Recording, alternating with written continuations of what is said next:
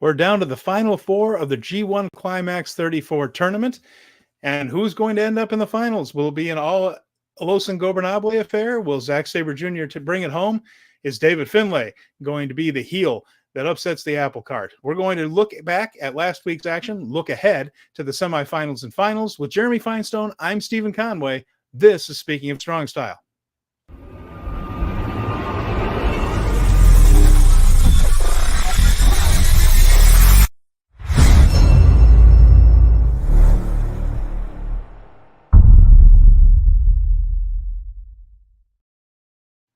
Welcome, everyone, to Speaking of Strong Style, where we discuss the news, issues, and events surrounding New Japan Pro Wrestling.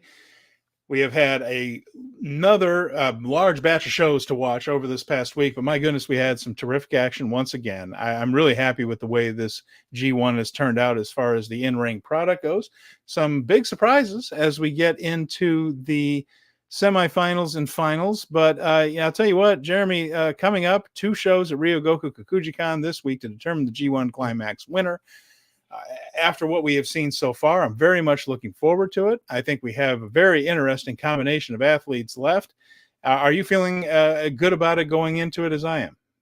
I feel great about this, Stephen. Honestly, I've just had a great time at the G1 this year. There were honestly surprises that I didn't see coming with some of the people that advanced to the post-block play. Hello. No, I just combed my hair. I got a haircut like a month ago. This is shaving Colin a is haircut, here. 2 bits. That's what's going on here, guys. Colin is with us live. We appreciate seeing you, Colin. And he mentioned that it's just different lighting, and I'm remote via satellite in sunny Southern California, away from Northern California. But we're not here to talk about me. We are here to talk about the G1.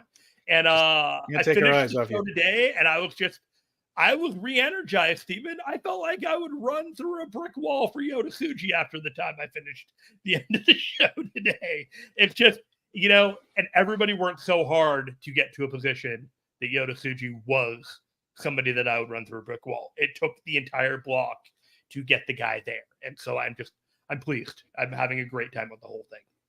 Oh, good. And it has been pretty good. And you can see that a lot of the guys are beat up.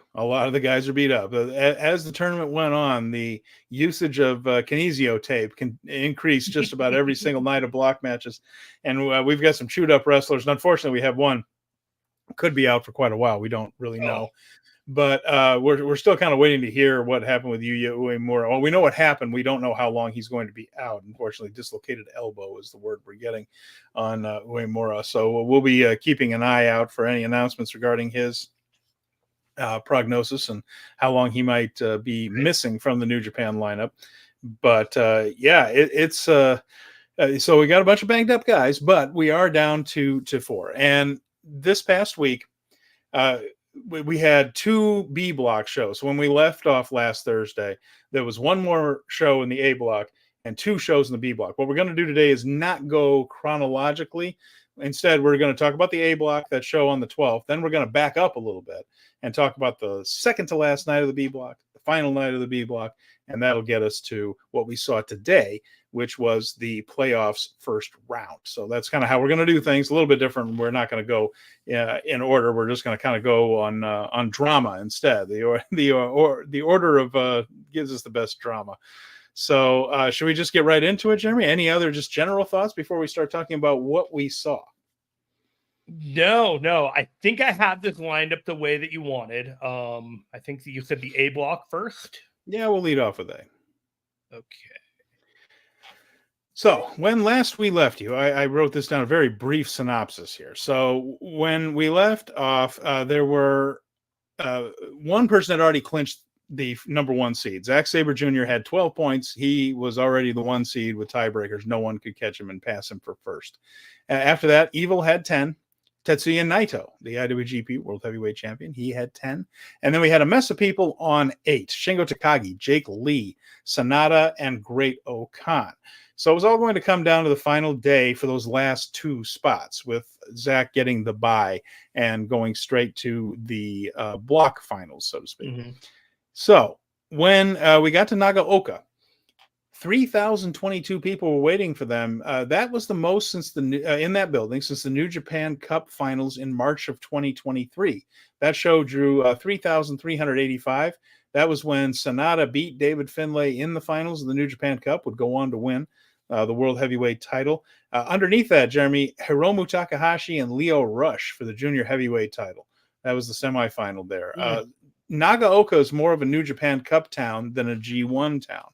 I was looking back at other events in Nagaoka, and the New Japan Cup finals have been there a few times, but not too many G1 shows. So this 3,022 strong crowd for Nagaoka when it's not a New Japan Cup final. And there are a couple other examples here of some pretty decent crowds this past week. In the first block match, we had one between two guys who have been eliminated from contention. That was Gabe Kidd and Callum Newman. Kidd ended up winning this one. He gave Newman 2 pile drivers to win. He gave him another one on a chair afterwards because he's a Bullet Club jerk. And Kidd ended up going through the tourney without severely injuring anyone. So that's a nice little bonus for everybody. So let's take the good news as we get it, and that's one of them is that that was an incredibly backhanded thing to say about him. No, I'm proud of him. He got through a major event without seriously injuring a guy. So I never had a doubt that was like if that was the baseline. Like Jeremy, I thought he was. I thought. Like, he almost killed Hinare, and Eddie Kingston's out for a year because of this guy. I thought you were talking about Callum Newman. No, I'm talking about Kidd. Oh, okay. Yes, I know that you don't like Kidd. So I thought you were talking about I do like Newman. Kidd. I like Gabe Kidd. I just don't like. Like you're talking about Callum Newman. He managed to get through this tournament without injuring anybody. I'm like, what? Oh, did I say Callum? I meant Kidd. Sorry. Oh, okay. No, that makes way more sense. Yes. Oh. The volatility of Kidd in this entire tournament was a sight to see. And I know that he wasn't for everybody. I enjoyed everything that Kidd had to offer in this tournament, in all honesty.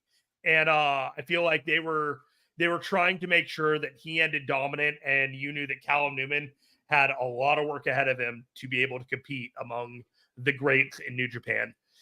I know that a lot of people thought maybe Callum Newman would maybe get a win out of the end at this, just kind of a moral victory, even be a counter or whatever, but it just felt right. Gabe Kidd just looking dominant at the end. Mm-hmm. Yeah, and Callum Newman, it's valuable experience for a guy I think they want to invest in the future. So after that, we had Zack Sabre Jr. and Sonata. Of course, we mentioned Zack had already clinched a spot. So Sonata was fighting for his tournament life. But this is all about making sure we knew who the dominant person in this block was. But the good news is Zack and Sonata are great together in the ring and have been all along, really. I mean, this was actually a block match in the very first G1 show I ever saw in Dallas way back in 2019. It was Zack and Sonata. I was looking that match up today because of the Dallas or the Texas announcement for All In.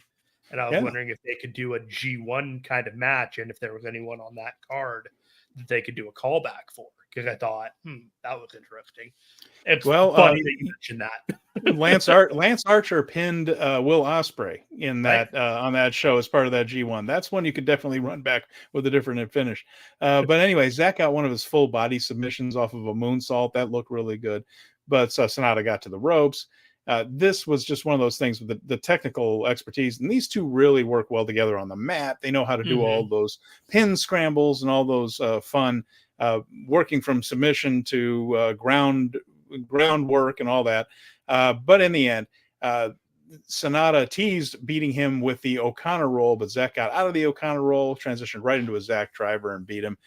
Zack finishes the block with 14 points, 7 victories. No one else got to that point. And this was really all about making him look like what he is, which is the very best guy in this block, the number 1 seed. We've talked, Jeremy, about whether Zack, peaked too early. We put up the clip here from last week's show. I'm so nervous. Me too. I am as well, because, it does seem like perhaps being this dominant in the block might indicate that he's going to trip over the final hurdle, so to speak. But, we don't know.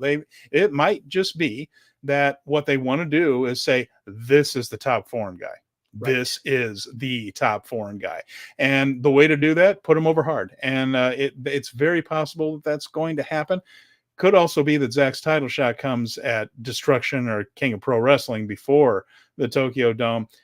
Either way, I mean, Zack is a superstar, and I think that this has done what it needs to do, which is tell everybody that Zack is absolutely a main event guy. And we kind of knew that as fans. We enjoy his work, but it's a clear signal now that they feel like he's ready for that level. And I'm still hoping that he wins this thing, because I think storyline wise, Zack is the right guy.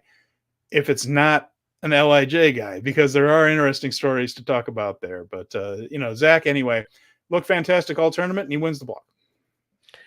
He only lost twice. He lost to Shota and he lost to Shingo, right? In the block. Yeah. So he's gonna end up, it's gonna be Zack and Shingo again. The conventional logic would have you think that Zack would be winning on that one. But I really love the hierarchy that they are building of the LiJ guys have to climb over the top foreigners to get a shot at Naito.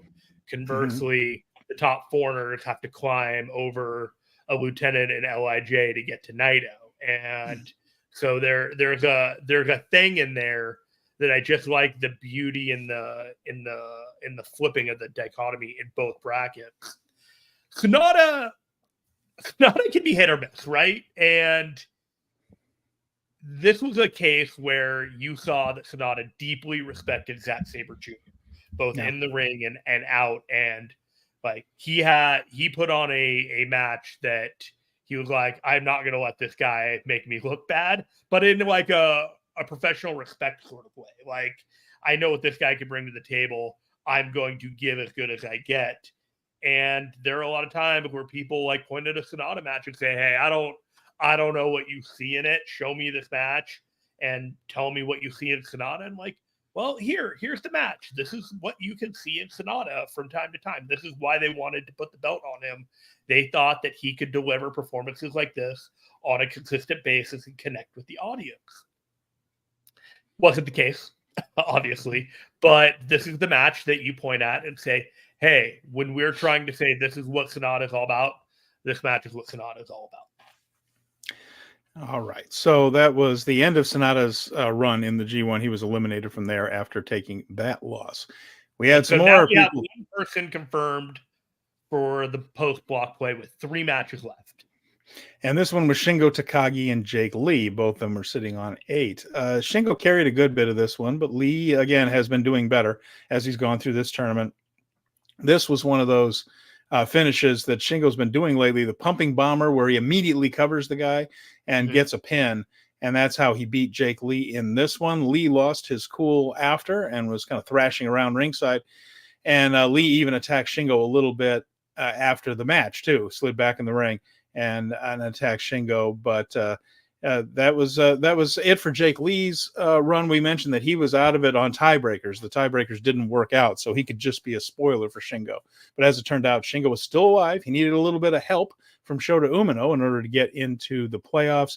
But after that win over Jake Lee, still alive. Jake and Gabe Kidd have been talking in post-match comments about going after the tag team titles. That might be what's next for them if Jake Lee is still around in New Japan. Looks like he might well be. So Gabe Kidd, Jake Lee might be forming a tag team. Nothing formally announced right there, but I mean, TMDK needs rivals, right? So that could be a place to go. Yeah, I'm totally fine with that. Gabe Kidd was already, a tag team guy, and it was because Alex Coughlin unfortunately had to go away. And they probably both would have had a run singles titles independent of each other going into like the spring and the summer the way that they did, because frankly, there wasn't a whole lot going on with the tag titles that needed their involvement with what was going on with TMDK, which is better to leave them off the map. They were feuding with United Empire and such. Bringing them back in the fold, showing the dominance of Jake Lee through the tag division is probably the safest way to go. And having Gabe Kidd as his partner is probably someone that he can trust in the ring. And that's probably a good thing as well. I really wanted to see Shingo hit Last of the Dragon on Jake Lee. Maybe that's a big move that we're going to be saving for another time. But I was okay with having to use the pumping bomber as the finish, because Jake Lee is a big fella, and it's going to take a little bit of different approaches and methods to put this guy down going forward. And I like that about the mentality of some of these wrestlers. It's something that he did a couple of times in the tournament, and it would play into his playoff match with Great O'Khan as well. So that pumping bomber pin thing was part of a larger story. So at this point, kept trying and trying. So at this point, Zack Sabre Jr. is in. Shingo Takagi is on the precipice, but it could all be ruined. He needs things to go his way, Steven. Could all be ruined if Evil gets the victory over Shota Umino in the match that followed. So we had Shota and Evil. This followed the usual pattern. There was a ref bump. After that, there's just a basic wrestling match, ref bump, interference, all that stuff, led to a switch where Kenta Sato came out. Marty Asami was the one that was bumped. Kenta Sato came out. He was bumped too. All of House of Torture came down. So for the first time, we saw some of the other folks on the preview tags. Yujiro was out there. It wasn't just excuse me, Togo and the gang. It was the whole Fandamly was out there trying to interfere in this one. Kanemaru was out. It makes sense because at this point, Evil had lost 4 in a row after winning his first 5. So there could be a sense of desperation within House of Torture. It says we need all hands on deck for this one. So it made sense where they might not have been there before, thinking they had it in the bag. Now they're starting to sweat a little bit, so everybody's interfering in this one. And the referee Sakamoto, the junior referee, was in, and he tried to get the pin, but Umino kicked out after taking Yujiro's pimp juice move. So Sakamoto was there to count the pin, but Umino kicked out. He got bumped as well. And then later you had Hiroshi Tanahashi running in to save Umino, and he cleared the ring of all the HOT guys, but he ended up taking a low blow. The numbers game caught up to him. Then Red Shoes came out. At that point, we were down to Tanahashi laying on the floor, holding his Tanahashi's, and the rest of the House of Torture had been beaten up by Tanahashi, so it was sort of actually a one-on-one match after that. Shota rallied, hit his Death Rider. His father counted the pin. Happy ending there. House of Torture is sent back to the locker room with no presence in the A block playoffs. So we joked about Shota for the president. We joked about Shota delivering us from Evil, but like we discussed for a while there, they had been teasing this whole thing of president versus president. It definitely looks like they're moving that direction. Now Tanahashi has directly interfered with Evil after House of Torture interfered. So they're still trying to make Shota the ultimate baby face. The crowd goes along with it sometimes. Against House of Torture, it works. The people just simply don't want to see House of Torture move on. So this is one of the times when it didn't feel so forced with Shota. He probably has some growing up to do, but he's going to be occupied with this Tanahashi Evil thing a while. And but to me, Jeremy, this just shows that they still have plans to make Shota Umino the pure white meat baby face, all around good dude, still, giving out the bracelets, taking pictures with the kids. They still believe that they can make that work. And beyond that, it eliminated Evil from the tournament. He was out on tiebreakers, and it meant Shingo Takagi was in, which set up a basic win and in situation for the main event. Shota Umino is an interesting one. There was another podcast that talked this week, the Super J Cast, about stuff backstage about him. And if you want to go further, I firmly encourage you to listen to the Super J Cast with Fraser's Japan, I believe, was the Fraser. It's really interesting, folks. I don't want to make it sound like all they did was gossip about Shota Umino on it.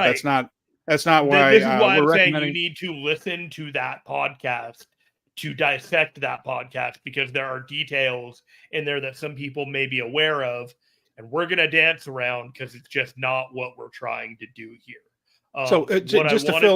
To fill in, I want to mention this. Fraser is in Japan and is attending every one of the G1 events live. So you get a perspective from him on how the crowd is reacting, what the different towns are like, what the venues are like. There's a lot there. It was an interesting listen. And so it's not just Shota Umino, guys.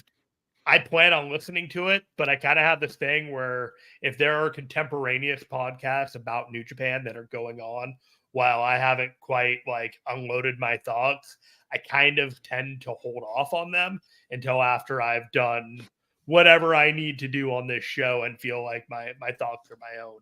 So my Shota issue is that dude has an identity crisis. He is the Death Rider. He's the shooter. He's the babyface kissing babies, but he's also Mox's protege with a mean streak. And I don't understand the fully formed image. It's like they are trying to throw everything at the wall, and all of it is sticking, so they're decided to go with it. But when you try and clear a pathway ahead, it's just also muddied. Like, is the pathway to go through Finlay because of the way Finlay vanquished Ospreay and Moxley from New Japan? I tend to think so, but that's a long time coming, and he's got a lot of things that he's got to do on the roster before we are convinced that he's at the same level as, say, Yota Tsuji, or on the come up like Yuya Uemura, or even some of these other guys that are knocking on the door like Oiwa and Kosei Fujita, and we got Desperado. There are people there that are willing to grab the crown. You know, like, it is not a given that Shota is the guy, but he's got to figure out what's important to him, both in the ring and his identity and with his work rate and connecting with the crowd. And if that's the most important thing to him in his wrestling career. Those are all valid things that I think you can point at him and say, but more than anything else, he needs to figure out that identity crisis and figure out exactly who Shota Umino is, and not be the shards of other people's characters that he's picked up, if that makes any sense. So that is Shota, who was already eliminated, so he knew he wasn't moving on. The only thing he could really do is save the company, so to speak, from House of Torture there. As for Evil, man, we knew he wasn't making it to the post-block play, and it took till the very razor wire. Maybe had to clench the butt cheeks a little bit, just a little bit. But in the end, you knew that the presidential prophecy was going to come to pass. And using the post block was a waste of the space to do so. Great-O-Khan and Tetsuya Naito were the main event. And this one was very basic storyline-wise, in the sense that the winner faced Shingo Takagi in the playoffs. That was the whole point here. This was basically another playoff match, win and you're in. So Okan managed to fight all the way back in this one. As the match ramped up, he managed to kick out of a Destino. He avoided a second Destino, hit the Sheep Killer. That's the faceplant move there. And then the Eliminator in quick succession to win. It was a good match. And it was satisfying to see Okan, who said he sometimes didn't like wrestling, but was having fun now, get over the hump there and win this one. I was really surprised, basically. When he was 0-4, I thought, okay, we're telling a different story with Great-O-Khan. To see him go on that run and win out all the way through was a big surprise. I don't think very many people had the Great-O-Khan in the playoffs in their various pick pools here. But he may now be the greatest Okan. He wrestled very well all through it. Even in the 4 losses, we noted here on this show that, boy, he seems into this, and he seems like he's motivated, I guess, because he knew where this was all going. But good stuff from Great-O-Khan. I've always liked the dude a little bit. I know he's a little off kilter. Might be part of what I really like about him. And the King of Pro Wrestling stuff with some of the eating contests and all that, we can debate all day whether that stuff works or not. I just think he's an outside-the-box thinker when it comes to both his promos and some of the stuff he does in the ring, so I like that. And in this case, he got a big win over Naito, saves Naito from another singles match, which might not be a terrible thing. I personally thought that Naito was going to win this thing going in. I thought this was going to be that Okan got to the very edge and then didn't quite. But he made the playoffs. There it is. And he got the win over Naito. Naito, not a dominant champion, has never really been. We've discussed that he's always been someone who barely overcomes and doesn't dominate. And in this case, he fell short. And it's Great-O-Khan against Shingo Takagi in today's playoff match that we will get to in a little bit. Your thoughts on the Great-O-Khan's run to greatness? Blown away, but in a positive way. Honestly, I think it's great for him, and I think it's great for New Japan that they have confidence in wrestlers that, for whatever reason, have been more or less written off or put into obscurity into the roster in such a way where people generally weren't, considering them to be viable for a position like this. I think Samsa had a less than 1% of all the rosters picked Great-O-Khan to advance to post-block play. So he was the perfect Trojan horse of a selection. You wouldn't see it coming kind of thing. He lost 4 in a row. The inverse of Evil, if you will. Where Evil had won 5 or whatever it was, before he started losing, and then he lost on the way out. But it was the losing to Naito. It was the, to cap all of this off, you're having the provisional King of Pro Wrestling title holder beat the IWGP champion in a non-title match in the main event of the final block night of play. That's bold. Mm-hmm. And the closer that you got to it, there were a lot of people that were kind of sniffing it out. I'm like, you know what? It would be a thing. And I thought about this myself, and it's like, man, to be a fly on the wall in the room with the conversation where Naito was talking about, losing the last night of the G1 and not going into post-block play as the IWGP champion. Some people might think it was his idea. Other people might be like, I hope he handled that well if it wasn't his idea. But that is a shift, Like we've been talking about the de-escalation of Naito throughout this year, and him not making post-block play in the G1. That's a big thing. And I really had to, hey, go way down. And had to, really take in what that meant. Really take that in. So my dog really didn't like Naito winning either, or not winning either. And so she decided, when I decided to go on the thread, like, yeah, what about that? Anyways. No, you're right. It's an interesting statement to make right there. And I think it could be part of it just saving some matches for Naito. Naito's, body not holding up particularly well, especially his knees and neck and probably everything else in him, for heaven's sake. So it does save him from that. Fair enough.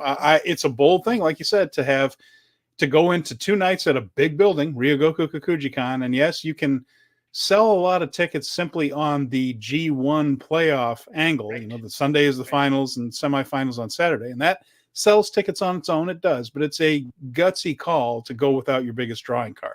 Go without your 2 biggest drawing cards because Desperado's hurt. So you can't even throw something on underneath that. So it's a gutsy thing, but I'm not going to complain. Again, surprised, not disappointed, because as the tournament went on, Great-O-Khan kept performing very, very well. And so I'm happy for him. And, we're going to talk about how that first playoff match went. But the people of Ryogoku are going to be seeing some great wrestling. And this is one from War Hero here. Glad you're joining us here. War Hero 99. He says, I can see everyone in the final 4 facing Naito at Kingdom. There is a case to be made for all 4 of these guys. And that's absolutely true, which is good booking. It's simply good booking. So A block ends with Zack Sabre Jr. in first. He has a Saturday off. He will he had today off. Rather. Mm-hmm. He's awaiting the winner of Shingo Takagi starting Saturday. Shingo Takagi versus Great-O-Khan. The winner faces Zack Sabre Jr. Saturday, Ryogoku Kikuji-kan, and we will talk about that playoff match after we get to the B block matches. Do you have any other thoughts about the A block as a whole before we close the chapter? No, it ended up being pretty even. A lot of parity. Like, so they put Zach over hard. He was 14 points. No one else had more than 10. And then Callum Newman, who was the junior guy in this tournament, both in age and experience and all that stuff, he had 4 points, and that was fine. This is all about getting him experience. And, looking at this, it did exactly what it needed to do for Newman. And I know that there are, some people have criticized him being in this thing, but I think it did exactly what it needed to do for him. I think it will help him in the long run. It's good to have someone who can put the other guys over, and it doesn't hurt Newman to only score 4 points. He's not diminished by this. It's a clever trick to pull to have someone go into a tournament, win only 2 matches, go 2-7, and come out of this just thinking, oh yeah, he's good. You know, this isn't a dismissal of him as a guy. It's the beginning of a journey with him as a guy. And so that's something you can't do with somebody who has years and years of experience. This is what it needs to be. A guy having his first G1 and just going in there and wrestling well. That's all he had to do, and he did it. So congratulations to him. Everyone else, they kept in pretty tight, and we had all the drama we wanted on the last night of block play. Yeah. I really enjoyed the majority of the Shingo matches, the Zack Sabre matches, and the Gabe Kidd matches. And with the exception of a handful of Naito and Jake Lee matches out of the gate, I really think that this block ended strong, even though there was a little bit of sputtering for whatever reason. I think they clicked. And while it was a foregone conclusion that Zack Sabre Jr. was going to be dominant, I appreciate that they leaned into it rather than making a drama out of that would have been a little more artificial, if that makes any sense.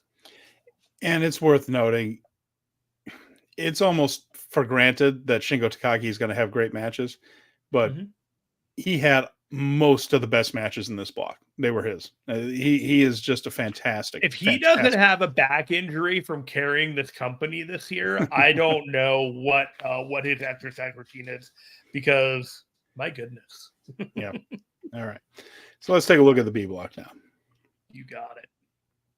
We had 2 shows to deal with, like we mentioned here. So when last we left you, this was the score. Jeff Cobb was actually in the lead with 10 points. After that, we had a bunch of guys on 8.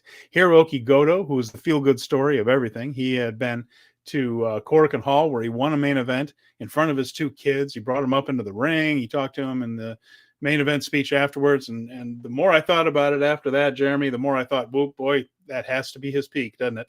Because if you were going to have him do anything more than that, you wouldn't have done the kids thing there. Like if he were going to advance to the finals, that's to the playoffs, I mean, then you do that at the block final night. If you were going to make the finals, then you would do it then. But they gave him that moment there at Korakuen Hall. But it was a terrific feel-good story, and people really got into Hiroki Goto. Yeah, and we'll talk more about him in a bit. But Yota Tsuji was also on 8. David Finlay, Ren Narita, and Konnosuke Takeshita all on 8 points. Yuya Uemura was sitting on 6, along with Hanare, the never open weight champion.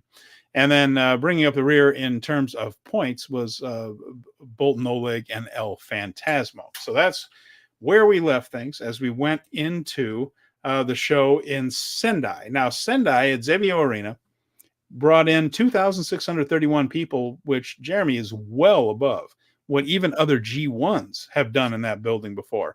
The only other crowd over 2,000 in that one was for the New Japan Cup final in 2021.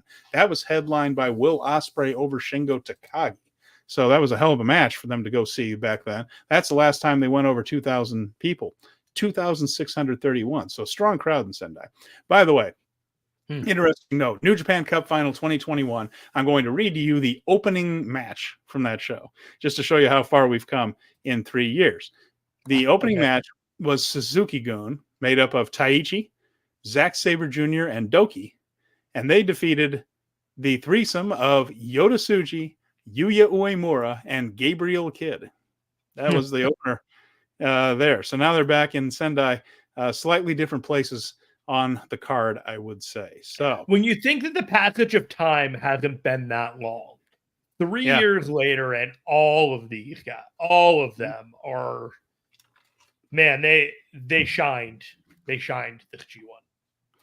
Yeah. And what we had here was, and of course, Doki, on a run as junior heavyweight champion. He was the other guy in Suzuki-gun in that match, really. So that was dangerous techers back then. Mm-hmm. So first block match, Bolton Oleg against Konnosuke Takeshita. So Bolton beat Takeshita in what was a really good match. It was intense, fun to watch. After Bolton caught Takeshita's kneeing attempt, he hit an F5 and a kamikaze.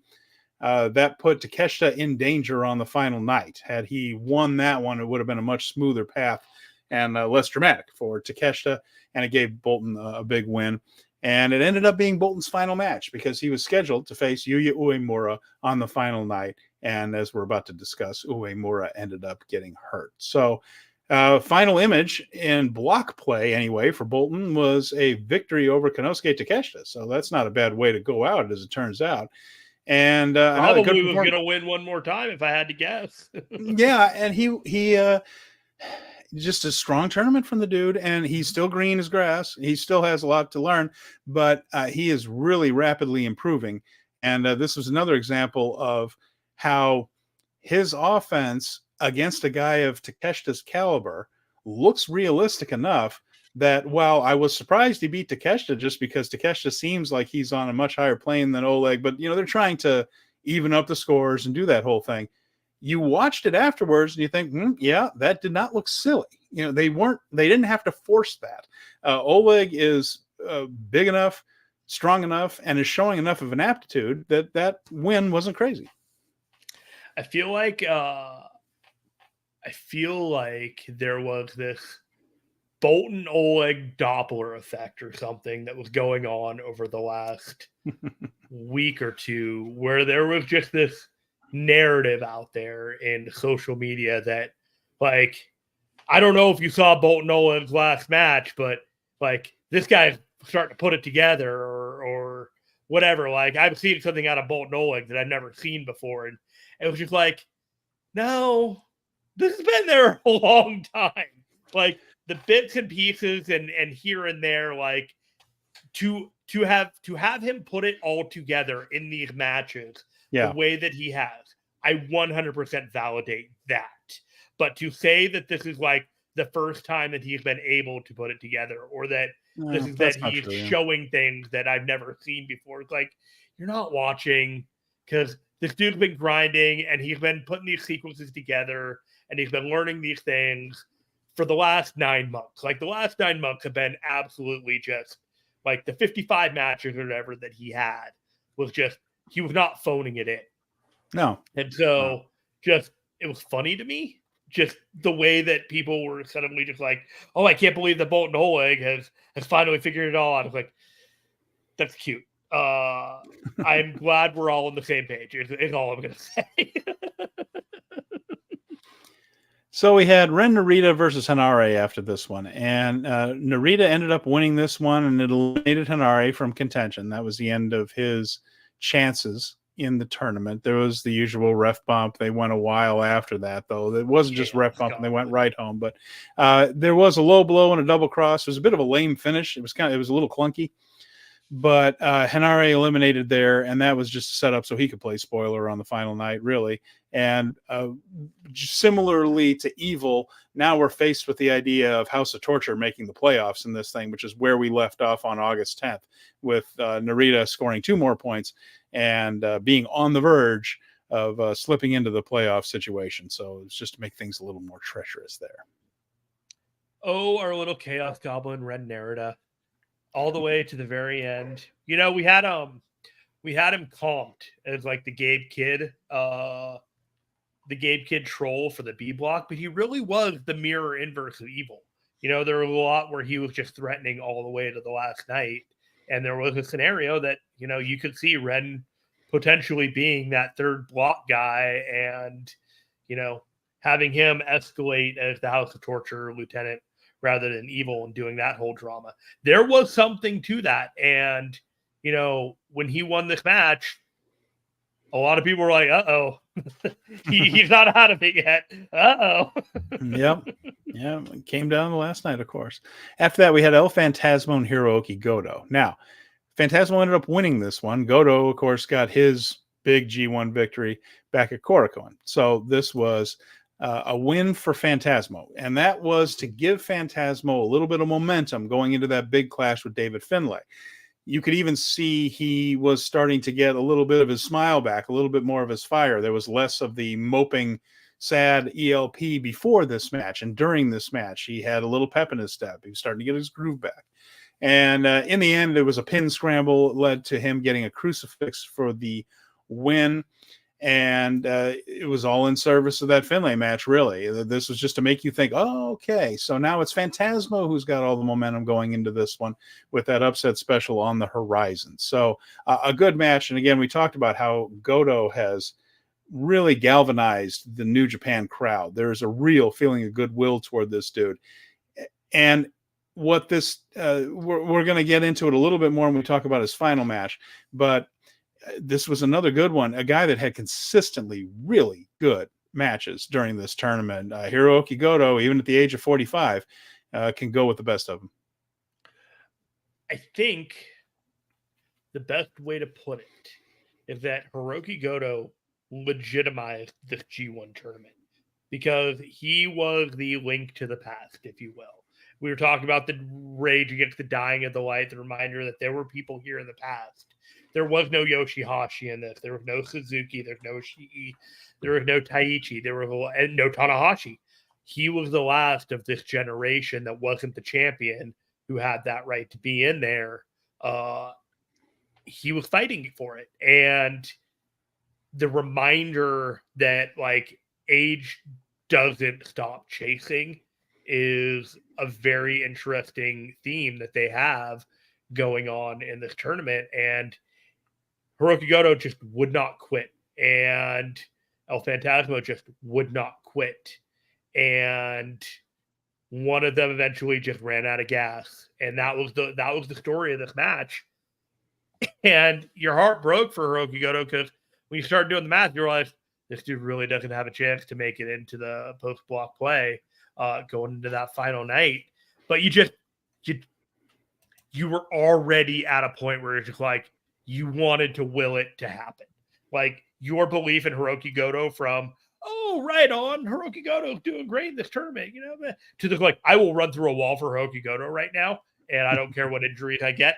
That was what they managed to flip the audience, including the people watching at home like myself. It's like, no one was talking about Hiroki Goto this way. Like, we were talking about the respect on his name with Bishamon and the 3 years of World Tag League, and just what a dominant performance he'd had in the New Japan Cup.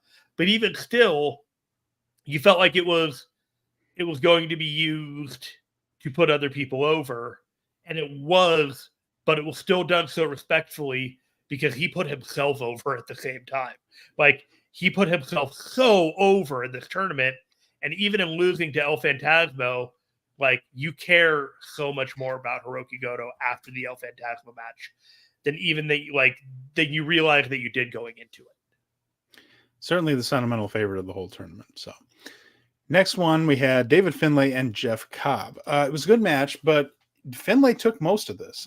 He did a lot. And it's a pattern for Finlay matches where he gets on offense and the guy sells and sells, his opponent sells and sells as he struts around, trash talks, gets his moves in, and just generally beats the guy down. Very old school in that long heel heat segment that comes with the Finlay matches. But in the end, he ended up getting a couple of power bombs on Jeff Cobb. Again, Finlay's stronger than he looks, and also hit overkill on him to do it. And he used the acid drop again. We hadn't seen the acid drop in a really long time, but he used it on Jeff Cobb here. So I suppose it's good. Cobb is an easy guy to post on because he's basically a walking redwood tree. And he managed to get the victory there. And again, that just kept things going for Finlay and kept him in the tournament. He had to win this one or else he would have been out, and Cobb would have just rolled on through. So for dramatic purposes, this is the only finish that made any sense in this match. But well wrestled, and they brought them into the final night with both of them in play and no one eliminated. So good booking there. I really enjoyed this match for the, there was a lot of David Finlay couldn't do some of the things he normally tries to do on Jeff Cobb. And it was a lot like Jake Lee in the other bracket or in the other block. We haven't given David Finlay and Jeff Cobb their flowers enough in this tournament, I feel like, for what they have done. But this wasn't even like the conclusion of everything they had to do. So I'm kind of holding off on even what I want to say until we get to the next part. So the main event of this one was Yuya Uemura and Yota Tsuji. So There was a storyline purpose to this match that had to be a story that had to be told, and as it turns out, had to be told come hell or high water, because they were working fine. You know, these two know how to deal with each other. They've been through the dojo together, through their Young Lion days together. They've been linked ever since Uemura came back from excursion. Uemura was working on Tsuji's arm, just dissecting it. This really showed his technical work, which is very strong. Uemura, I mean, the guy knows how to work in a technical wrestling way, because he had 100 different ways to punish Tsuji's arm. Then the fateful decision was made to do a high-fly flow, which is a pretty safe move overall. But Tsuji got his knees up, and Uemura landed just a little bit awkwardly, and just awkward enough. As soon as he landed, he immediately grabbed his elbow. He rolled out of the ring, which, considering Tsuji got his knees up for the move, he could just sell the idea that the high-fly flow had been kind of reversed on him there. He rolled out of the ring, was holding on to his arm. He went on bravely. He didn't really use the right arm or put any weight on it the rest of the match. He just held onto the elbow. He tried a crucifix, but the referee Red Shoes might not totally have understood what was going on, because it looked like he had Tsuji down for 3, but Red Shoes kind of found a way to say that Tsuji's shoulders were up. But eventually word got to Red Shoes what was going on there. He was in communication with him, so that kind of puzzled me when he didn't count 3 on the crucifix, because he was talking to both of them the whole time. But very soon after that, he grabbed Tsuji in an inside cradle and held it, and Uemura got the pin. But you could see after that high fly flow, Jeremy, they did very, very little, and whatever little they did very, very carefully. They knew that something was really wrong. For dramatic purposes, Uemura had to win the match. So they soldiered through it and found a way to get a pinfall over there, instead of just putting up the X symbol, which WWF probably would have done. And I'm not going to blame or knock WWE for stopping a match when a wrestler's hurt, but it's a bit of a different mentality in Japan, still a little more old school than that. And they said, well, we got to get it. We got to figure out a way out of this one. And they did get the win for Uemura.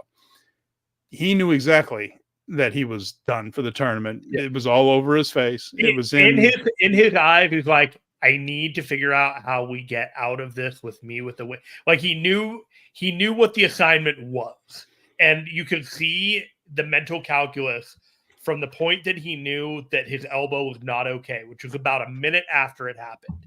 Because at first he was trying to unjam it. Like, he felt like he would be just like, if he just felt like he might be able to pop it back into place or something. It would feel right again. Yeah. And that was not the case. It was just everything was all just bunched up, and it wasn't jammed. It was shattered. So at that point, it became stalling and just a little bit of like, okay, what are we gonna do? We gotta go home. Feel like we gotta go home. There was an aspect of it that was, we can't just do one near fall. We can't just go straight to the pin, because if we do that, like, it's deflating. So we'll do one, we'll get the audience, and then we'll do another one, and they'll get the hook, and they'll be okay with it. It just, and then afterward, like, that's the monkey brain logic of just like, when you're in the heat of it, like, what are we gonna do? We gotta make sure that the fans like do the thing, instead of like, let's just take it home. Like, you're just not thinking like logically. You're thinking like, you're in the moment, the adrenaline, the pain. Like, we still have to deliver this. I got to put this guy over. This guy's got to lose, blah, blah, blah. What is Ghetto going to think if we screw this all up? It's like, I get it. So if you threw an extra near fall in there just to, raise the tension, great. Love it. As long as everybody's okay. And you're clearly not okay, but but it looked like they were able to do enough without him seriously doing any more damage. I kind of looked it up. It looked like 3 to 4 months, before he can rehab, and then a couple months after that. So he could be back for Wrestle Kingdom. He could be back after. Glad it's not worse. He had a fantastic tournament. Just opened up so many eyes, and they took the training wheels off. They just cut him loose. Whatever analogy that you want to use for Yuya Uemura, it's like, the final form of Yuya Uemura is now able to take place based off of what we've seen here. And when he returns, it's going to be fantastic. The word I use for Uemura in this tournament is reassurance. And what I mean by that is when he came back from Excursion, we knew he was good. And then when he started wrestling in his new gimmick and all that, it didn't set the world on fire, but you just thought, no, he's good. He's good. There's the good stuff here. And then he just kind of fell back for a while, and he lost a lot of heat, and he lost a little bit of momentum. And I would say going into this tournament, he was behind the others from that generation. And just not in terms of talent. We knew it was there, but there was something missing out there. And then when he had these matches in this tournament, the way he had them and as well as he performed, we were reassured, no, he's fine. He's going to be up there with these guys. It's all going to be okay. Well, but I mean, he was losing a lot of steam. And I was a little bit concerned that maybe this guy just doesn't quite have, I don't want to say just it in general, but I mean, just like, man, maybe he's going to need a pretty hefty makeover to get him back. And maybe not as hefty as I may have thought. And after this performance, then being gone for a few months, I think when he does come back, you can use this injury to have the fans miss him a little bit, talk about how good he was doing, and now he's back. And then, how can we miss you if you don't go away? That type of thing. I think the fans will miss him. And then you can also work this into an angle with his greatest rival. I mean, he got hurt against Tsuji. So there's always meat on that bone because these two have been at each other's throats from fire and ice. When they were teaming together as young lions, even then they were giving each other the side eye because the story was that neither one could beat the other, and they went to all those draws. These two have been inextricably linked since they started, and for this to happen against Tsuji, the only good news that can come of a legitimate injury like this is maybe you can turn it into something when he comes back. They had an opportunity with like one guy to make them the belle of the ball. And what I mean by that is this is like the gala event of New Japan a year. Like, you have your big Wrestle Kingdom, but all eyes are on New Japan when you have like the first couple matches and what is this all about? And you start watching some of these matches and you realize they pumped the brakes on Yuya Uemura until they had the biggest opportunity to show him on a platform to say, hey, this is who this guy is. Like, everyone got caught by surprise. And so the reaction was way more universal in terms of like, oh yeah, if you had this match here and this match here, you could kind of see that like it was the Bolton Oleg effect, if you will. No, they waited until the G1. They hit you with square in the face with how good this guy was and what he was really capable of. And now there's no looking back. It's like the impact has been made. That he is on that level. And his trajectory is probably going to be a little slower than the other guys, but his ceiling might be higher. So going into the final night then, Ren Narita, Jeff Cobb, and David Finlay all had 10 points. Goto, Tsuji, and Takeshita had 8. Uemura also had 8, but we knew he was out. So that was not a factor. So we went into August 14th in Hamamatsu with everything on the line. And so the attendance there was 1,607. And that wasn't great, but it was the most they had drawn in that building since they drew 3,000 for the G1 in the red hot year of 2019. If you remember the 2019, just before the pandemic, big crowds going on. In fact, Wrestle Kingdom in 2020, just before everything went to hell in a handbasket, was one of the best drawing Wrestle Kingdoms in many a year. So the company was on fire in 2019. At that point, but since then, there's much smaller crowds in Hamamatsu, but this was the most since then. So I suppose that's a decent sign. Shows that the drama was resonating with people. They were into seeing how this turned out. They had 4 matches, of course, because Uemura and Bolton ended up being a forfeit win for Bolton. The first was Hiroki Goto and Henare. And this one showed to me something that I already knew, I suppose, but this was the best illustration of it. Henare, in his current form, with his current wrestling style and his current presentation, is the most logical heir to that never open weight title. I think it's a perfect belt for him to hold, that slugfest BMF type of match. And those were some of my favorites back then. It really added a different flavor. They had the Intercontinental title. That was sort of Nakamura's belt, remember? They had the world heavyweight title that was, or the IWGP heavyweight title, that was Okada's territory. But then underneath you would have Ishii and Goto, even Honma back before he was injured, and you had the Unchained Gorilla out there, and these guys were just beating the living snot out of each other. Henare is excellent at that kind of match, and he and Goto had one of those hard-hitting, stiff, knock each other over matches, which can be done, in a way that can be very, very dramatic, very exciting. And this was one of them. He eliminated Goto by beating him. So that was the official mathematical elimination of Hiroki Goto, although we suspected that he wasn't going to be moving on. And so, in that sense, another thing that Henare may not have moved into the playoffs, but I'm very interested in seeing never openweight matches with Henare as champion now. And so mission accomplished for him, I suppose, in my book. The elevation of both these guys by the end of the tournament is definitely a mission accomplished. Hiroki Goto lost, and you still looked at him like I look at him as greater than he was before. Like there's almost like an Ishii factor with him now. Like you kind of look at him as almost like maybe this guy is the new Ishii, where you're gonna go out there and you're gonna when it's time, you're just gonna go out there and have a great match. Yeah, but he's been that for 5-6 years. Absolutely. The narrative even more so because Ishii is de-escalating, and like he's off in AEW doing tag matches with the conglomerate or whatever. If you want a guy in actual New Japan just doing the hard-hitting thing and counting on that he could be able to go month after month on the big shows, I think Hiroki Goto might be your guy. Yeah, no, I understand. He can slide into that Ishii role where he's the utility infielder. We just need a good, hard-hitting match. Goto, that's the guy. You can just throw him in there.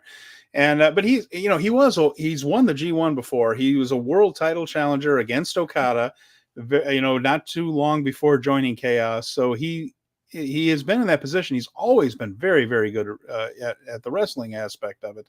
And he ended up finding a niche with Yoshihashi in the tag team division, and that's kept him busy for a while. But he's always been an excellent singles wrestler. Always. He's just positioned as the elder statesman right now for New Japan in general.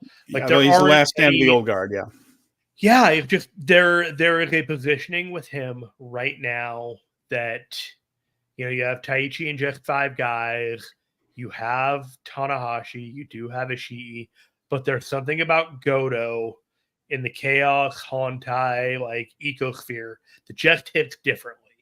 Like you feel like he is the guy that you cut and he bleeds cerulean blue more than like all the other wrestlers. Like, yes, I'm New Japan through and through, but it's like Goto's the first guy to stand up and say, I'm New Japan through and through, and then everyone else follows behind him and like, and I'm New Japan through and through. But Goto's the guy, the first one up to bat. You know what I mean? So that leaves those two there. And, Goto, we were talking about what might be next for him. Well, I do think that he's going to be in World Tag League with Yoshihashi, of course. Mm-hmm. But that does leave things like Destruction, maybe even King of Pro Wrestling for him. And perhaps a global title shot would be something to do for Goto there with Finlay. It's a good matchup for him. A sentimental favorite, somebody that the fans all love versus the guy that everybody hates and the guy that they want the fans to hate even more than before. So Goto would be a good opponent for Finlay, just as a guy who could perhaps beat Goto, move on, and end up stopping the dreams of somebody that the fans love. I mean, that's heel. And if you want to keep working to get Finlay over, Goto might be a good stop for him, especially with the momentum Goto currently has and the goodwill he has. He might be. I have a question for you, though. Do you see Bishamon winning World Tag League a 4th time? Possibly, but I would put him as the underdogs. That's a lot of times in a row. It's a lot of times in a row. And I have no idea who's going to be in that tournament. That is quite the pivot of like you take him from World Tag League into like a singles program with Finlay. I feel like he is such a utility man that they don't see him at that level. Well, I'm not talking about for the Tokyo Dome, because remember the tag team tournament is in December, so he could lose maybe to Finlay in at Destruction, which would be in like September, October. King of Pro Wrestling in November, then slide into World Tag League in December, and I would love to see it. I just like there's a part of me that I feel like they are his purpose has been served, at least for now. You know what I mean? Like there's now it's World Tag League time. The junior heavyweight division, but it's not. That's not until December. You've got months. No, to go. I'm saying like the next thing up is going to be the tag, so they might put him back with Yoshihashi, and I'm just worried that might be the case because they have the focus on some of these other guys. But hey, maybe with Yuya being out, that put like somebody else on the board where they just kind of need to make some plans and do that. I don't know, but it just like Hiroki Goto is the utility man, and right now I'm not sure what they want is utility going into World Tag League and Wrestle Kingdom. Like they want to highlight utility. They just want him to be the guy in the cog like he was in the G1. Like he outkicked his coverage in the G1. That's how I feel. Larry Sternstein's asking this. He said, I never understood why he was never the guy in New Japan. I can help you there a little bit. The problem is he ran into a ceiling of Tanahashi, Okada, Nakamura, Kenny Omega. There were just other guys that were a little bit better and a little bit more charismatic than Goto. Goto's good, and he is charismatic, but there were always guys at the very, very tippy top that were a little bit more. And then, of course, you had the foreign guys. I mentioned Omega, but there was also Jay White up there, and then there was Will, and then there was AJ for a while, so there was always somebody just a little bit better and a little bit more charismatic than him. He says, is there a Western equivalent? And that's an interesting question. Is there somebody either in AEW or WWE who never quite won the world title, but was good all the way through? That's an interesting question. That's something we might come back to. What would be a Goto equivalent in the U.S.? That's a thought worth thinking. Like a guy that never quite reached the top, even though he was excellent. He had everything there. Mm-hmm. Yeah. I would say that because he never got the title in WWE, there's an argument to be made that there's a comp to Samoa Joe. Okay. He's always been top level guy everywhere else, but in the top promotion in all of the land, he was close, but he was never like he got the title match against Brock Lesnar. He had all these opportunities, but they never went all the way with him. Yeah, that would be a good WWE equivalent. Yeah. So, speaking of which, Larry is in Japan, and he is going to be attending the last two nights of the G1. And I'm currently talking with him and seeing if maybe he wants to come on our show and give us a recount, an account of his time there at the shows. And so that might be something we do in the next couple of weeks. And I want to thank Larry for even entertaining the idea. Yeah, I'd love that. Okay. Well, we'll see how that turns out. But that's a terrific question, Larry. As far as, he said it's 7:30 a.m. here in Japan. We appreciate you getting up and joining us. Good morning to you. Yeah. I hope the Konbini breakfast, or if you're getting something good there's good food everywhere there. So hope you're having a nice breakfast and joining us. Thank you for doing so. But that's an interesting question about what would be an equivalent to Goto. But after that, we had El Phantasmo and David Finlay. Now, this was a match that we had circled on our calendars for a very long time once this schedule was announced as an upset special, but it didn't happen at all. They look like they're headed a different direction. So this match was follow the pattern. It was very good. These two work very well together, but Finlay beat him down, and Phantasmo sold. But made the rally, came back. He hit the Thunder Kiss 86 and was just about to win, but Gedo pulled the referee out of the ring. It's important to note. Gedo pulled the referee out of the ring. Jado comes over and shoves Gedo down for doing so. ELP looks over and all he sees is Jado. And in the moment, he thinks that Jado is the one that pulled the referee out of the ring, and he has been betrayed once again. Wasn't true. But in the moment, that's what he thought. He ended up getting hit over the head with a shillelagh. Finlay then hit Oblivion to win and clinch the #1 seed in the B block. So as I was watching this, I just thought, well, if this isn't leading to some kind of angle, what we instead watched was a complete burial, because this seems so set up for ELP to get this upset. I just thought, well, they didn't do it. That means they're just kind of done with El Phantasmo. However, I'm not convinced that's true now after I saw a little bit of the aftermath. I think El Phantasmo is playing this that he knows Jado didn't pull the referee out now. He's seen the replay, right? He'd have to be an idiot not to, right? And this is the thing I was worried about when he started blaming Jado but didn't turn on him immediately. I said, don't tell me that 3 days later he's still blaming Jado for this after what the guy doesn't have NJPW World. He can't see what actually happened.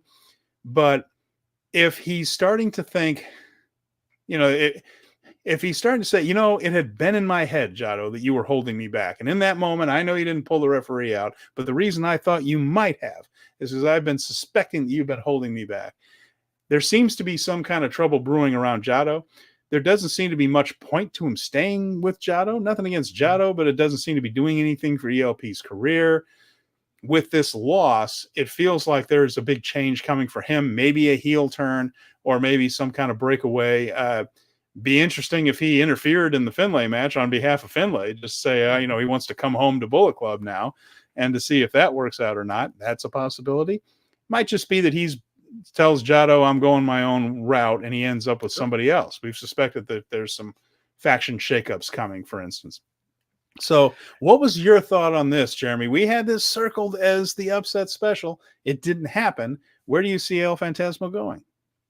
I was the devil's advocate. If we were talking about this with Samsa on our preview show, Samsa had said, if there's any match that I would talk about as being like a big upset special, it would be ELP beating Finlay. And it was in my head for a while.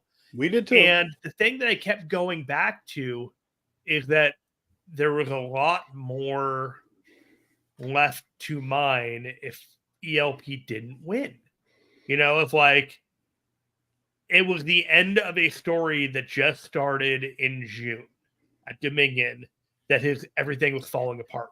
See, I disagree with that. I think this thing started well over a year ago when he kicked El Phantasmo out. Sure, but this aspect of it right now has really kicked in since June. When Hikuleo left, I felt like the next aspect of this, where everything kicked into high gear, there were times throughout the last year where they would win titles and then lose titles and wouldn't be on the same page, and there'd be a disconnect, but there was the affection for each other that kept the team together. As the team left, he started falling apart. To me, I felt like ELP falling further was more creatively interesting than him finding the redemption at the very end. And so when he got close to just feeling like he had found himself at the very end, when he had started winning and he had gotten to that Finlay match, there was a sense of he could go all the way and then we can close this book. But at the same time, with the way that he's been emoting and using his time with his character, I feel like he's not done with it. And if he were to win, you'd almost be done with it in a lot of ways. Because that would be a G1 story that closed. But it's not a G1 story. It's the story that they're going to explore as a result of the results of the G1. And I just thought it was really interesting how they turned the idea that ELP was going to get his big moment at the end, and instead has made it into David Finlay is more dominant than ever, and ELP has even more work to do, and what crossroads is he at? And I just thought it was a more interesting route to take in the long run. Well, people were speculating that ELP leaves, according to Venkin. So I guess people were kind of wondering about that. I did too. Maybe he will. Could just be another guy in a arsenal of action figures for somebody else. So after that, we have Konnosuke Takeshita and Ren Narita. So Evil and Togo attacked Takeshita before he came out. Takeshita was selling his knee big, which would play into his playoff match. And that kept Narita on the offensive for most of this one. After we had the requisite ref bump, the usual House of Torture stuff, Takeshita overcame it, got the win, put him in the playoffs, eliminated Narita, and we could all rest assured we would have no House of Torture in the playoffs whatsoever. Bullet Club War Dogs, yes, but no House of Torture, and Takeshita with the victory. Not much to say other than the nervousness of Ren Narita advancing was actually pretty palpable. You're just could they just go dominantly heel on this end and make it so? Could they? And they very much could. But I think for political reasons, it made a lot of sense that Takeshita move forward, and at least the dude proved his worth 1,000 times fold in block play and what he brought forth as a guest participant from another promotion. He set the standard, man, in block play of what caliber you're supposed to bring to the table and representing another promotion. I was just very impressed with Takeshita in all of his block matches, and I thought Ren Narita served his role more than exceedingly well, given all things considered. The final match was yet another main event for Yota Tsuji. The man's been bringing up the rear on these shows quite a bit. He's been carrying a lot of the main event load in the last half of the tournament. This one was against Jeff Cobb. Terrific match. Again, these two work well together on this. And in the end, though, Yota Tsuji ended up hitting the Gene Blast, avoided all the Tour of the Islands and various things, and got the victory. So he's been saying over and over again, this G1 is mine. This was a win and you're in scenario, by the way. By the time it got to this main event, it was just a classic. Whoever wins this one moves on into the playoffs and the loser is out. So it did have that drama in that sense. But I think a lot of those people in Nagaoka realized that Jeff Cobb was not going to be the one of these two that got through. Not because of anything wrong with Jeff. Nothing's wrong with Jeff. Jeff's fantastic. Glad he's here. But that it was Tsuji's time to win this one and move on into the playoffs. We suspected, in fact, very proud to say, Jeremy and I picked B block exactly correctly. Of the three guys that would move on. A block a little less successful. We had Zach right anyway. But yeah, in this one we did pick it correctly. So yeah, and Venkin mentions this. This is, can you see the guy, the same guy winning the Cup and the G1 in the same year? Yes. Tsuji is saying it out loud often enough that you cannot discount it. And if Zach doesn't win this tournament, I think Tsuji is the most likely other person too, even more than Shingo for various. Although I think Shingo could be more dramatic, but I think that I think it's Zach or Tsuji is my guess, and of course I'll probably be wrong once we get to Saturday and Sunday. But I don't think I'd be upset with really any combination. But what we're looking at here is a guy who the company clearly wants to put on that level. They put him over in the New Japan Cup. He's been a strong character ever since. He got the big win here. It's not a coincidence that he was in a lot of main events down the stretch. They are trying to tell us something, and this was another example. Bro had a Cody Rhodes post main event moment when he's putting over Yuya Uemura for willing to like sacrifice his elbow for the company, and that he wasn't going to like let him down for that fighting spirit. It's like, yeah, you're the top baby right now. It's pretty good. That's pretty good stuff. I was like, well played manipulation. I believe every word that you said, but that was very specifically used to get the crowd behind you. Yeah, that was a smart move. So that's what brought us in. So the playoffs: Shingo Takagi versus Great Okan, Konnosuke Takeshita versus Yota Tsuji. We move on to Chiba on this morning, August 15th. The attendance in Chiba about 1,111. Just ones across the board, about the same as it always is there. To be honest, that seems to be within 100 people. Like a convention hall that they use only a quarter of. Yeah, and that was another thing on that Super J-Cast that Fraser from Japan there reported upon, was that those are the worst buildings to see a show. And I've joked about how I kind of dig the whole vibe of the escalators. It just cracks me up that there's just like escalators in the background and people going about their business and looking over from this escalator and saying, "Oh shit, there's a wrestling show going on down there. What the hell?" And or it looks like that's what's going on anyway. But and Shota making his entrance down the stairs. I mean, it's ridiculous. It really shouldn't be in buildings like that.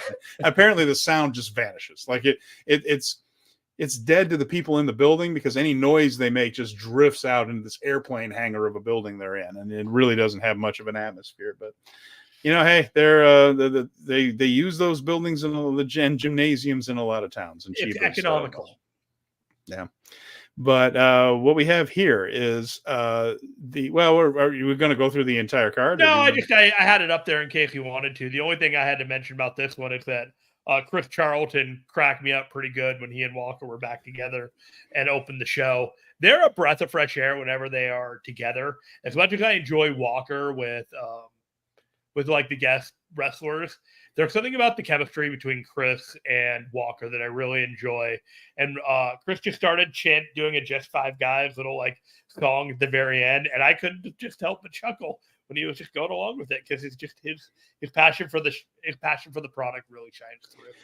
It does. I just wish I wish there was anything in this world that I liked as much as Walker and Chris like making dick jokes. But there isn't. Oh, the Dick Togo jokes, yes. Nobody likes dick jokes. Nobody likes anything as much as those two enjoy making those jokes. And they are going to get their money's worth out of each and every. They are going to the well on the Dick to Go. Boy, they are. They are really going to that well. Was there anything on the undercard that was truly like go out of your way to see?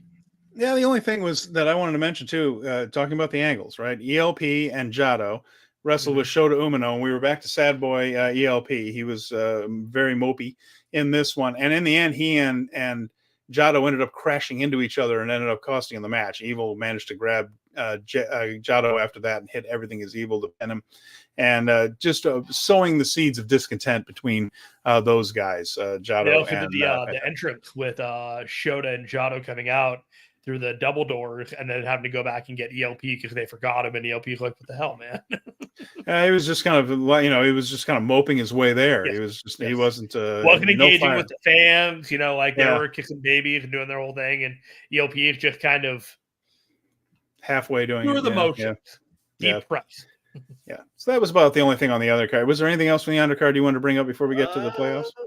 I thought the dynamic between Gabe Kidd and Jake Lee was interesting as they were going through.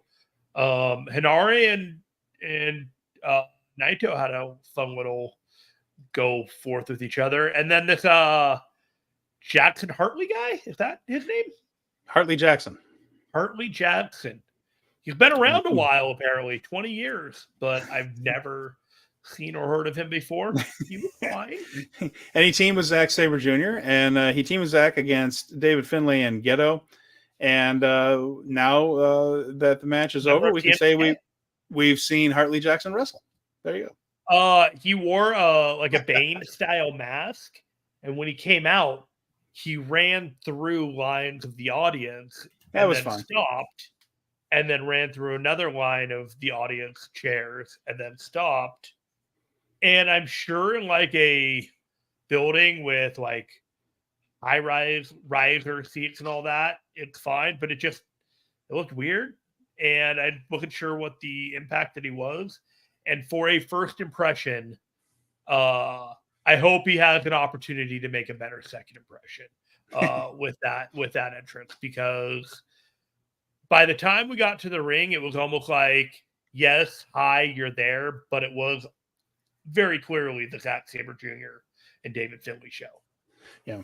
Yeah, it all seemed kind of abrupt. Like there wasn't really a lot of hype to him, and not a whole lot of hype after him. But there it is.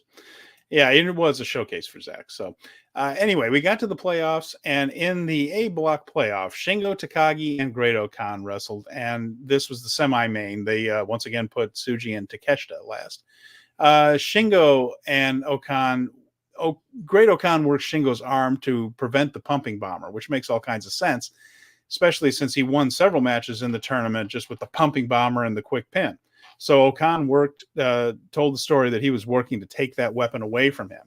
And Shingo's selling of that was excellent. So Shingo really put over the idea that his arm was being destroyed. And he would throw a pumping bomber, and he would sell it as much as Okan would. And it was all setting up that, we can't do it.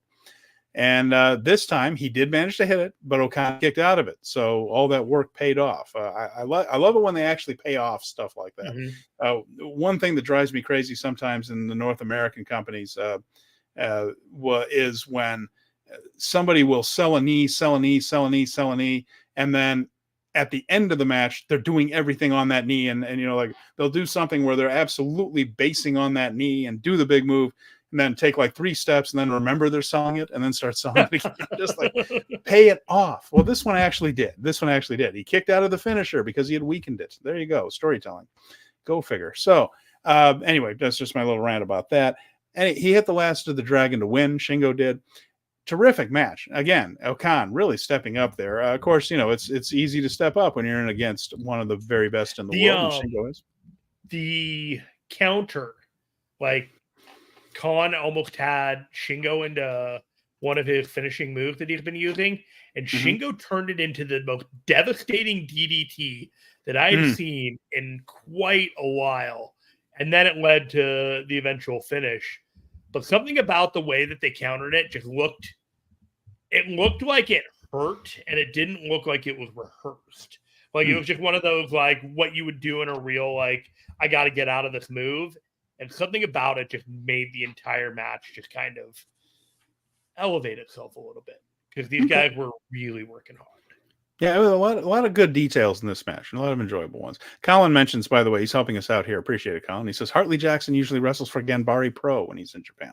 Okay, there you go. So Ganbare Pro guy. And I think it mentions Zangetto being pinned by Zack, I assume. You would, yes, that's exactly right. Or was it a tap out? I'm trying to remember if it was a tap out or I think it was a pin. Yeah. And Shingo Takagi moves on in the tournament. He will face Zack Sabre Jr. As far as matches go, they don't get a whole lot better than that. And I believe Shingo won that match in the block play, correct? In the block play, Shingo, one of Zack's losses was to Shota Umino, and the other loss was to Shingo Takagi. So there you go. And once again, that kind of goes to my theory that Zack's going to make the finals of this thing, but not guaranteed by any sense. Larry mentions, I'm so happy I'm getting Sabre versus Shingo live. I would be too. That what a match. You're going to get quite the match from them. Like this is they're pulling out all the stops on this one, my friend. Yeah. They're going to want it to be special because it's in a special situation. True. Our main event. Konnosuke Takeshita and Yota Tsuji. Oh, man, so good again. Takeshita was selling the knee from the previous match. We mentioned it had been attacked by House of Torture. It was worth noting, like I said, it was worth noting just about everybody was a little bit beat up.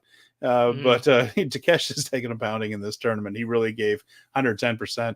Great facial expressions from both guys in this one. But the selling from Takeshita was there, and Tsuji did a little more than he usually does. He didn't just have the grin, and the grin works for him. I'm not trying to say he shouldn't do it, but he also showed other emotions on his face, which he doesn't always do.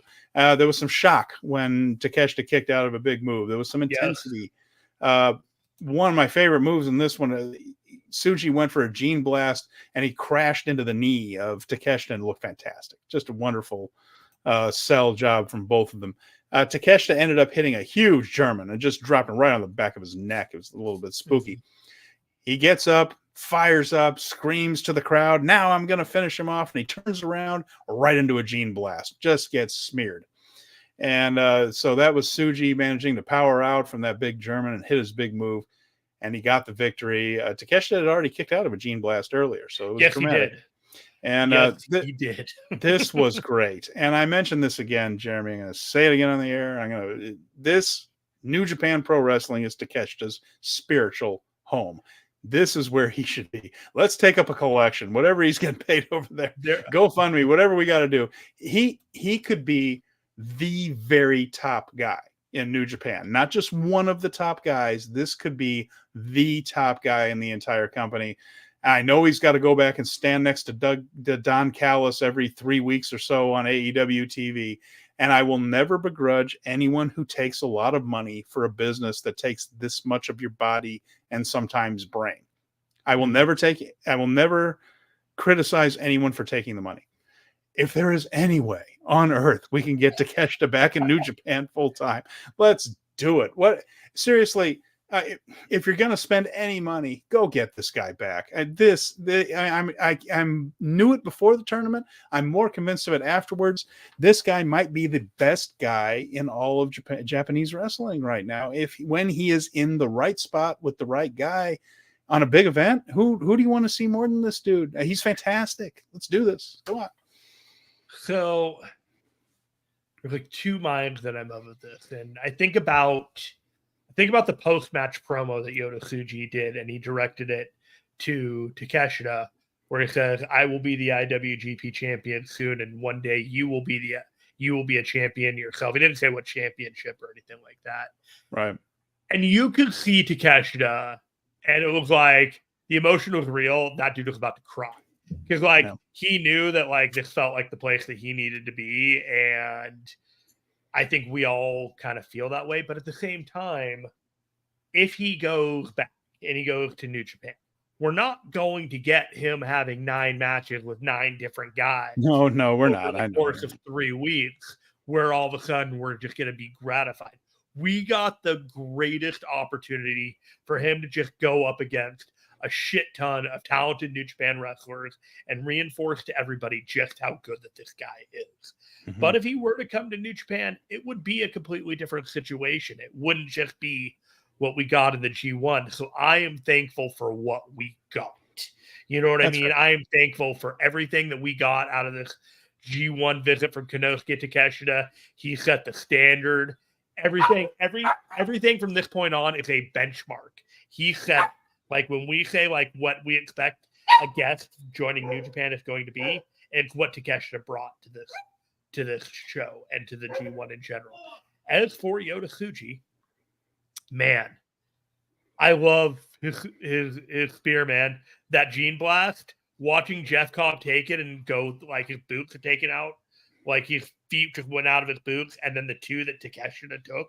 That first one had me. I thought he was a goner after that first Gene Blast, and he took it and he kicked out. And then when, like, the way that they filmed it, in which they almost missed the Gene Blast in general by the way that Takeshita was doing his pose, was really excellent camera work. And I was talking with somebody about it, where it's just like, it was very deliberate, but it was almost like you blink and you miss it.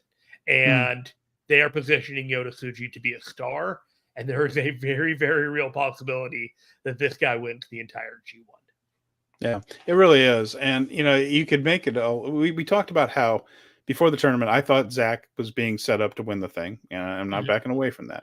But I thought that the second most interesting thing would be an all LiJ thing, whether it's Shingo or Tsuji, just because things went so perfectly for LiJ last year. You know, they won the whole thing, and Naito wins G1, goes on, he gets the roll call, the peak of things. Like, things couldn't be better for LiJ in that sense. And then this year, it's just paranoia that second half of the year because they have to face each other in the main event at Wrestle Kingdom. And there's all that kind of side eye going on for months at a time, and all those little preview tags where these faction mates have to kind of square off against each other. I think that's fascinating. So if it's not Zach, if the story is not to make him the top foreign guy, if the story is something else, then Tsuji, Shingo in that spot against Naito is very satisfactory. And then, you know, Finlay would just be the classic good versus evil. There's not particularly a wrong answer here, but and you mentioned this one. You brought up an X post tweet from Smark Infested Waters, which is a terrific name. Imagine Zack Sabre Jr. versus Finlay for a second, though. The good foreigner versus the bad foreigner. The respectful one who lives for New Japan, stayed throughout the whole pandemic, right? Versus the disrespectful one whose entire faction is built off of being angry at New Japan for disrespecting them. Something to be said for that, too. Something to be said for that, too. Again, no wrong answer. We had an excellent tournament. We have a very good Final Four ahead of us. You could have Shingo and Yota climbing the ladder of LiJ to see who's really the best one in the faction competitively after, you know, they finally got the roll call last year for Naito and the rest of LiJ. You could also have the Zack Sabre Jr. climb. You could also have the Finlay is going to take over all of New Japan, as it were. I'm kind of leaning towards Yota Tsuji and Naito eventually at New Japan. But Zack Sabre Jr. is a heavy shadow over all of New Japan right now. And if he's not in the main event, you have to consider who out there could be a viable candidate for him to have a semi-main event level match among like the Kenny Omega-esque pantheon. Hell, it could be Kenny Omega. You could do Zack Sabre Jr. and Kenny Omega if you really wanted to at Wrestle Kingdom. That's the kind of thing that we are at right now with the level of like, what kind of guy is Zack Sabre Jr. going to get? Because he is that good. So if he's not going to be in the Wrestle Kingdom main event, you have to start finding the short list of exactly what would be a new, fresh, and top level match for this guy. So, looking ahead, before we get to a little bit of other news, we have Saturday at Sumo Hall will be the semifinals. That's Zack Sabre Jr. against Shingo Takagi, David Finlay versus Yota Tsuji, and then on Sunday, Sumo Hall, we will have the finals of the tournament. So, yeah, and I know Venkin just mentions it. Let's wait for Kenny to be cleared and be able to wrestle any match until we But I start mean, worrying like about 6 that. I months from agree. now, I could imagine people penciling that in and thinking that that could be something before a thing or even thing. I'm not saying that it's Kenny Omega, but I'm thinking like you need to think at that level of wrestler as the kind of guy that Zack Sabre Jr. should be wrestling in dream matches if he's not going to be wrestling for the IWGP title, because he is at that level. So we're going to go through some of Dunstan's questions here in just a bit. Dunstan Williams, our longtime viewer, left us some questions. He's got to work tonight. So, but they were good questions. They're worth examining. But we have one more thing about Capital Collision, Jeremy, which is coming up at the end of the month, just in 15 days from now. And we have a hint at another match here. Breaking news. This is from the NJPW Global account with a quote: "Heat, typhoons, and earthquakes. I'd rather wrestle in America." Momo Watanabe from the Hate faction has challenged Mercedes Vernado for Capital Collision. That could be very interesting right there. So, yeah, there you go. And Venkin says, "Do they Collision? Still have... Are we doing anything for that show, Stephen?" I believe we are doing a live show after it, aren't we? Yes. Yeah, we're gonna hop on.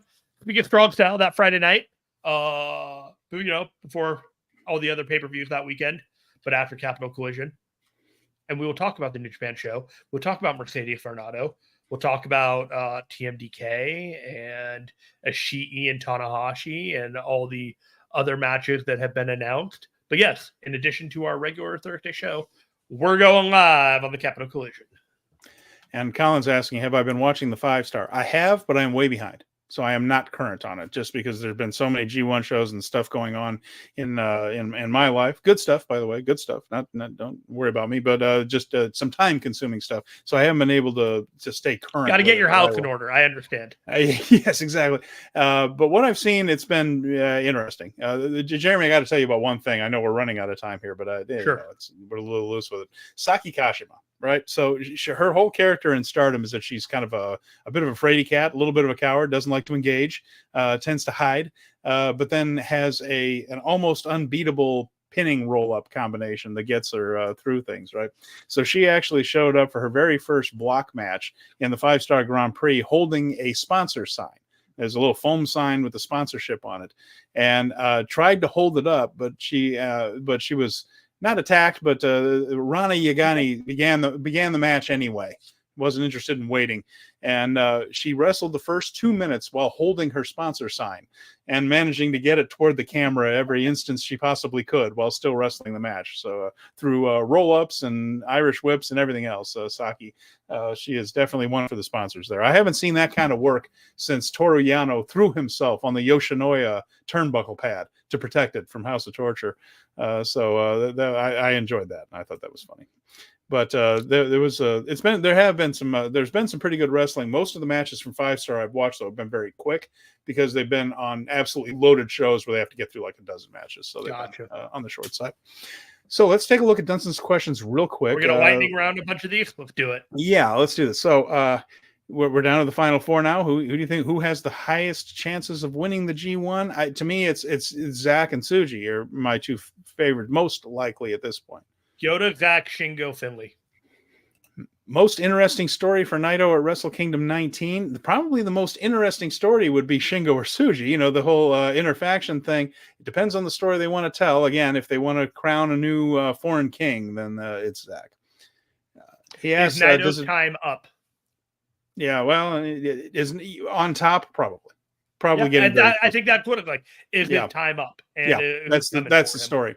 Yeah, Dunstan asked, does it feel like a waste to have Gabe Kidd back in the tag division after his G1 performances? Not necessarily. Nope. I think he can get something out of that. And remember, he was a tag team guy before, and if they put him with Jake, it might work out. Again, if he's a singles guy, what does he do? He's not going to challenge for the World Heavyweight title. The global title is already with the War Dogs. He's not going to turn on Finlay yet. That might be something down the road. Maybe Henare for the Never title. He's already the NJPW Strong Champion. I don't think it's a waste while he's in Japan to have him in the tag team ranks. I look at Kid as late 90s Austin in a lot of ways. Steve Austin. Maybe not quite Stone Cold Steve Austin, but just Steve Austin. And it took a couple of years, even from like people like, oh, this guy's got it. And he's the real deal. You know, you didn't go with it right away. You still built it to a point where people, like, it was undeniable and you knew that people wanted it more than anything else. They tested the waters this G1. They got a feeling now that they can go and see what people reacted when they put him in situations of being a babyface. Cool your jets, let him build up a resume and keep him on the back end a little bit.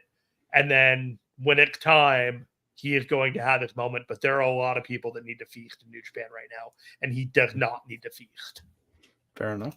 Yes, let's see. We already answered that one a little bit. What are your thoughts on New Japan going after Olympic athletes? Well, it worked out fairly well with Bolton Oleg, who was a potential Olympic athlete. I don't know why not. It's something that actually all of wrestling's done a little bit of. The WWE has gone after some people that are involved with wrestling in the Olympics and other sports for that matter, gymnastics. They've been going with some high level gymnasts and things. It's smart. I mean, if they make the Olympics, you already know that they're highly athletic and highly dedicated and they're willing to work their asses off. Those are three pretty good ingredients for pro wrestling. Doesn't always translate. It's not a bad start. Anyone who says that there's only one way to get into the wrestling business does not understand the business. That's very true. Remember, this is a business that has had Abdul the Butcher, Oxbaker, and Luthez. There's a lot of different routes to get in here. Let's see. What should New Japan avoid doing for the next 4 months? Last year showed they put less effort in the build for the matches. Well, I mean, you need a coherent goal, and you need the various chapters on the way to that goal. And what I mean by that is you need to know what you're doing, a year from now and build toward that. And it's not just that you're not just making the match and building toward it 6 months out, but you have ways to get characters ready for various things. I'm kind of babbling about this, but you need to know what you're doing at Wrestle Kingdom fully in order to book Destruction effectively, so that what happens at Destruction can lead to King of Pro Wrestling, which can lead to that. They got caught off last year. They didn't expect to lose some of the people they lost last year, so they had to scramble a little bit. And we saw the first half of 2024 be them trying to course correct, because this is not what they had in mind. So if they can hold on to that, that's a big deal. So we got Historic X-Over coming in November, which was not on the map last year and was sorely missed, to be quite honest, because it was something that people were looking forward to. I think with that on the horizon, things are going to be a little bit different with the last 4 months, because there's going to be a good 6 weeks of that build where people are going to be talking about it. And if you remember 2 years ago, that was where we got the Kenny Omega challenge for Will Ospreay. So if something like Zack Sabre Jr. doesn't work out, you look at Historic X-Over as being the VTR package, where after he tags with, I can't remember who it is that he likes to tag with. Oh, Julia. That's not going to happen. Right. He can get whatever challenge if he doesn't win the G1. Like they're going to have things in the pipeline that they didn't have last year that I think will make the build through Wrestle Kingdom a little more seamless. Venkin says, can you see Zack Naito at Destruction? Yeah, possibly. And then Tsuji Zack at Kingdom, with the idea that Zack takes the title off of him at Destruction and then faces Tsuji at Wrestle Kingdom instead. I've thought about that, and I can't see any scenario where Naito isn't in the main event. Yep, agreed. Yeah, again, that's a big building to sell tickets. And I know they're trying this weekend. I'm very curious to see how tickets do. What do you do with Naito? You have to have Naito in the show. Who is Naito face if he's not like defending the title? That's very specifically what the rule should be. Dunstan mentions this. Does it annoy either of you that we've seen New Japan put effort story-wise into the tag team titles for them to just half-ass the stories most of the time? So go ahead, Jeremy. I understand what Dunstan is saying. He wants to know if New Japan is putting effort into these tag titles, he feels that they're not putting, like, they're half-assing the whole thing. Like, they might as well consert their effort into these tag titles in a way where, Shane Hayes and Mikey Nichols are around with the titles right now, rather than put them on them and then summarily disappear for 4 months at a time, and one of them was training right there. He wants to know, like, are you annoyed with the start and stop and the lack of commitment with the tag title situation, given that it seems to be an afterthought, much like the junior heavyweight is going into the G1, but much more deliberate and much more, forgotten? I'm always frustrated when the tag team division is left behind. And Sam and Mel talked about this on Power Bombshells, by the way. Don't forget about that one, 1 p.m. on Sunday on this channel. They talked about how the tag team divisions are just sort of afterthoughts these days. It's frustrating to me. I grew up loving tag team wrestling. Now, when I started watching wrestling, it happened to be the sweet spot of all tag team wrestling. When I came into it, you had the Fabulous Ones in Memphis, the Rock and Roll Express, the Midnight Express, British Bulldogs, Heart Foundation. There were great tag teams everywhere, and they were being emphasized. And they were, if not necessarily on top, certainly main eventing their fair share of shows, if not all the time. So I grew up in sort of a golden age of tag wrestling, and it does frustrate me when it gets put on the back burner. I don't think it does them a lot of favors when they put the belts on someone and then that team just goes off. And we saw it with FTR. We saw it with, now we're seeing it with TMDK, where they put them on foreign teams and then just don't book the foreign teams for months at a time. It does it frustrate me? Yeah, absolutely. I think tag team wrestling provides a different look, a different level, a different pace, a different level of excitement, and it introduces variables the singles wrestling doesn't. So when it's done well, it can be very, very exciting. We've seen it done well. TMDK does it very well, but it's definitely worth putting more time in than they do. And I am disappointed that it's not a bigger point of emphasis in New Japan, because I think it can really help the shows. We got to wrap this up pretty quick, but I will just say that 2024 has not been a banner year for tag team wrestling in any of the promotions. And Venkin had mentioned that tag wrestling in lots of companies is non-existent. Yeah. And it's like, you look at AEW and it's not interesting. The tag feud going into All In with 3 tag teams that, none of them seem particularly hot or at their peak right now, but it's what you got going on. You split up the tag titles in WWE, and right now you're building them back up again, but they were on teams that weren't the best teams in the world, holding the tag titles for either of them for the better part of the last 3 or 4 months. There is a cycle to tag team wrestling where it becomes very, very important to people. And right now it is not important to anybody, but it'll come back. And I think that when it does, there are a lot of viable teams that can really energize the New Japan tag division. All right. Well, with that in mind, don't forget to keep your eye right here on the Fight Game Media YouTube channel. We have all kinds of great shows throughout the week. Dynamite Show, the Wrap, the Power Bombshells, Garrett Gonzalez's show, Popcorn Pile Drivers, all that kind of stuff. Wrestling Repotters. Yes, This Fight Game podcast. Don't forget about all of that stuff. So I want to say thank you very much to everyone who tuned in with us live. Thank you for everyone. Thank you to everyone who listens family of state that I'm at on the podcast version as well. Thank you all for taking your time to listen to our show. Jeremy, anything else before we wrap this one up? No, just thank you for everyone that might have put up with some minor internet issues that I had on my end. Hopefully you didn't notice, but I feel like I did. So thank you all for your patience and understanding. Oh, yes. And please enjoy the action this weekend. All right. So for Jeremy Finestone, I'm Stephen Conway. Thank you once again for listening to Speaking of Strong Style. We'll be back to talk about the G1 finals next time. We'll talk to you again real soon.